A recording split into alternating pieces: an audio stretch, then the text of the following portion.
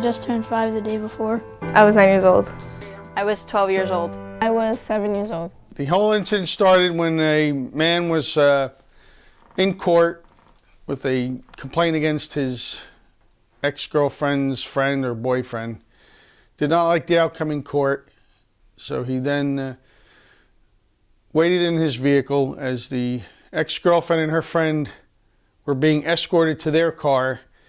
He raced after them, ran his ex-girlfriend over, hitting the companion that was with her, and just missing Officer Isley from the Totowa Police Department.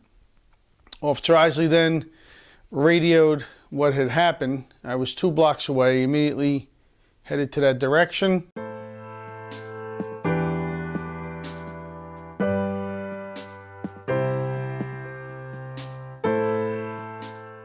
Where I intercepted the suspect. He was able to get around me with his Jeep by driving over someone's lawn. I turned around and radioed I was going after him. Within a quarter of a mile, he pulled over. I boxed him in with my patrol car. As I got out, he was running around the back of my car, firing his weapon at me, catching me in the crook of the door, between the door and the body. I was shocked. I couldn't believe it. Because when I found out, I ran outside the door, outside the house, and my sister comes out and goes, "Where are you going?" I go, "I don't know." So I was like... I was very mad that someone would do that to my brother. And with the following days, with all the affection and overwhelming sympathy people had for John, was very touching to me, and how the town came together and was there to support him and be there for him. My reaction to this whole situation was that I was not able to sleep. I saw my son, and I see in his face that there was a tragedy. And every day I went to the house to help, because people were coming in from all over, giving gifts of baskets and good words and good cheer. And that's how we lived for a month together, day by day. Then he jumped on me, tried taking my service weapon. We wrestled around in the street. He then got me in a compromised position. And that's when retired Captain Phil Bavacqua came running out of his house, and without any regard to his safety, jumped on the suspect, who was still armed, and got him off of me. I was able to regroup myself. I immediately told the captain to step away from the suspect, told the suspect to drop his gun 3 times. He didn't. I fired 3 quick shots, dropping him to the floor. His gun dropped immediately, and then my adrenaline came down, and that's when I realized I had been shot in the left arm. We were sitting on the deck, Phil's sister, Phil, and myself, and when Phil heard the shots, he knew they were gunshots. He ran down the steps, and he ran out into the street, and he saw the police car. He knew a policeman was in trouble. It was just instinctive for him, being a police officer himself, and he pushed the perpetrator from John, and with that he got blood all over him. And when we went downstairs, we thought he was shot, and it was in fact, it was John's blood all over him, and after his sister cleaned him up, and that was it. Okay, 1 bullet went in right here, came out over here. The other bullet, that's the graze wound that tore down through my arm into my bicep, cutting my bicep in half.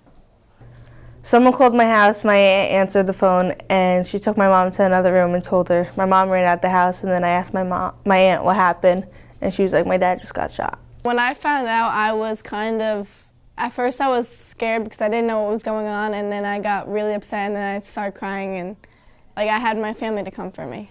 I was so young that I said, "Oh, my dad got shot, cool." Okay, this is the uniform I was wearing on July 16, 2007.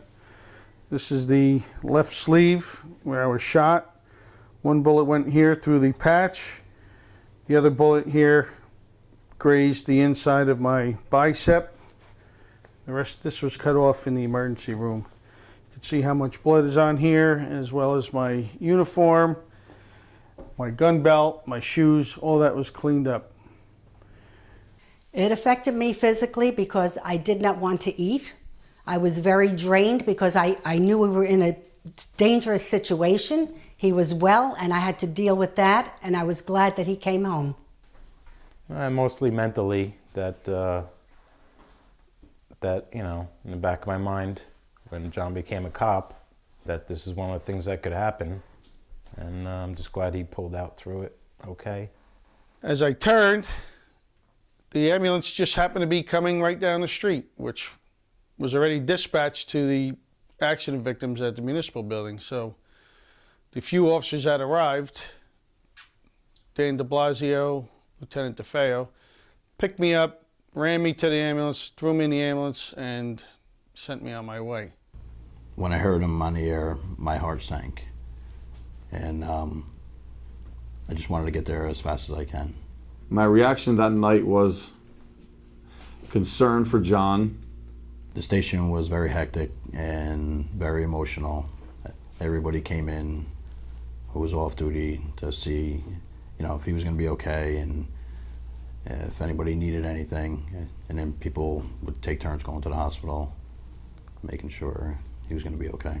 I was out of work for about 10 months, and during that I had to go for physical therapy for my arm. I was in a sling for about a month. I couldn't move my arm. A lot of therapy, psychotherapy, a lot of anger to be dealt with. And once that was all cleared up, I was cleared to go back to work. I went back to work in May of 2008. By the end of June, I was already heading back to the hospital for heart palpitations, high blood pressure. That's when I went through a stress test, and eventually they said it was stress from the job and I had to worry about heart disease, and I eventually retired in September of 2009. What do I miss working with John? The job, every time they call you, it's something negative. You're going on negative calls every single time they call you. So we would definitely joke around a lot just to keep the spirits up. Otherwise, if you let everything get to you, you'd be miserable. So I miss definitely joking around with him because he had a good sense of humor, has a good sense of humor, and that made it a lot easier. I was sad to find out that John was going to retire because I only worked with him only 7 months, but I've known him quite longer than that. And I was looking forward to working with him longer, but I was happy for him that he was able to recover fully. May of this year, Captain Phil Bavacqua passed away after becoming ill for the last 2 years. It was like losing a family member. Phil was kind of like a big brother to me after this. We became very close with his family. Every year on the anniversary, we would meet at my house here and just get together and appreciate that we're all still here. And this year he passed away before it happened, and it wasn't the same. We're all going to miss him. How do I remember Phil? I remember Phil as a kind-hearted person that risked his life to come out and save a complete stranger without any hesitation. I think I'll remember him by his laugh. He always was the life of the party, always had jokes. He was just a fun person to be around. And he was just my role model. After he saved my dad, I don't know, I couldn't picture meeting someone better than him, saving my dad in that time. So I miss him so much. He saved my dad and became my role model and another grandfather to me. It's been 6 months and I can't stop missing him.